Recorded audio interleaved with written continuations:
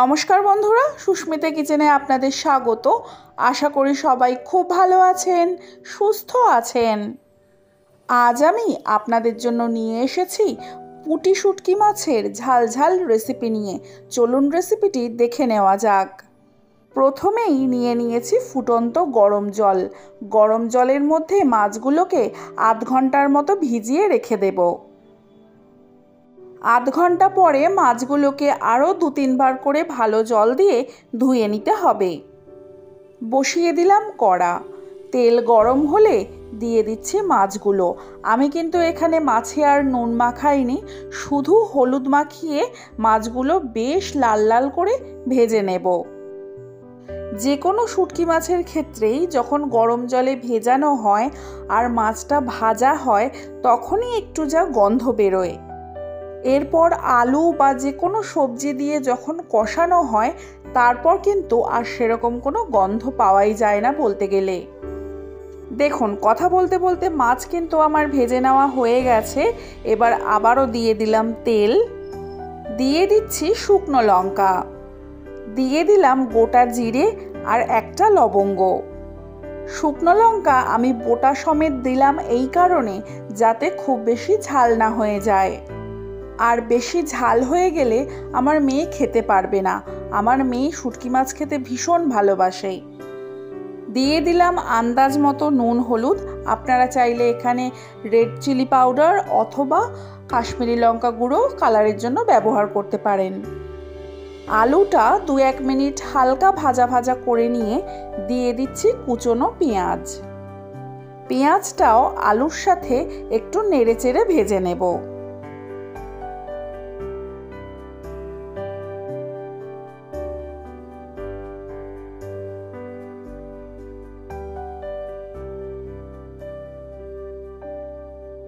আদা রসুনটা গ্রেট করে দিয়ে দিচ্ছি।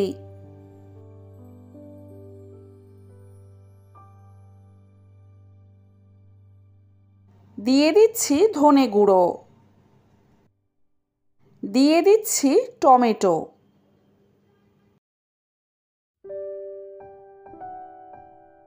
রেসিপিটা যাতে একটু টকটক ভাব আসে সেই জন্য দিয়ে দিলাম 1 চামচের মতো টমেটো কেচাপ। সমস্ত মশলাগুলো এবার খুব ভালো করে কষিয়ে নিচ্ছি।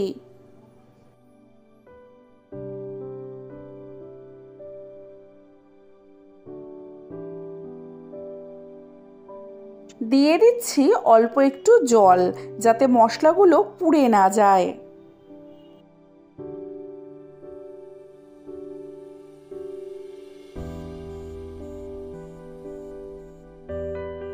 মশলা কিন্তু কষানো আমার হয়ে গেছে।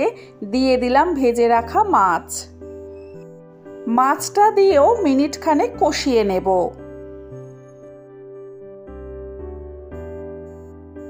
কষানো হয়ে গেছে, দিয়ে দিচ্ছি জল। খুব বেশি জল দেবার দরকার নেই, কষাতে কষাতেই আলু অনেকটা সেদ্ধ হয়ে গেছে, তাই আমি পরিমাণে কম করেই জল দিলাম। এবার একটা ঢাকা দিয়ে হতে দেব। ফিরে এলাম প্রায় 10 থেকে 12 মিনিট পরে। আর দেখুন, আলু কিন্তু খুব ভালো মতো সেদ্ধ হয়ে গেছে।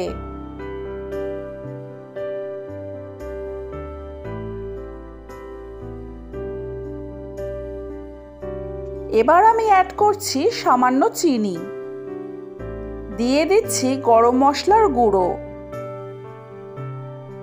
সবটা খুব ভালো করে নেড়েচেড়ে আমি মেয়ের জন্য কিছুটা এখান থেকে তুলে রেখে দেব।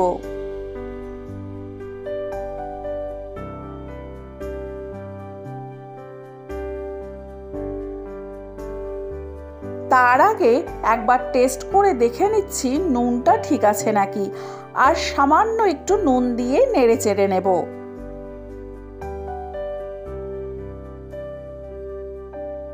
এবার আমি কিছুটা একটা বাটিতে তুলে রেখে দিচ্ছি। বাকিটায় আমি ঝাল অ্যাড করছি। এবার আলু কষানোর সময় যে শুকনো লঙ্কাগুলো দিয়েছিলাম সেগুলোই এক ফাঁকে তুলে রেখে দিয়েছিলাম। এবার সেগুলোকেই ছিঁড়ে ছিঁড়ে টুকরো করে এর মধ্যে দিয়ে দিলাম।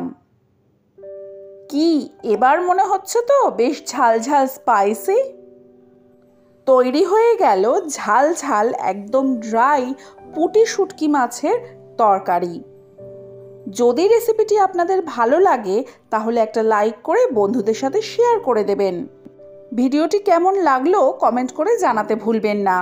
ভিডিওটি ফেসবুক থেকে দেখলে ফলো করে দেওয়ার অনুরোধ রইল। আর যদি আপনি ভিডিওটি ইউটিউব থেকে দেখছেন তাহলে সাবস্ক্রাইব করে বেল বাটনটি অল করে দেওয়ার অনুরোধ রইল। আজকের ভিডিওটি এই পর্যন্ত। ভালো থাকবেন, সুস্থ থাকবেন, দেখা হবে পরবর্তী ভিডিওয়ে।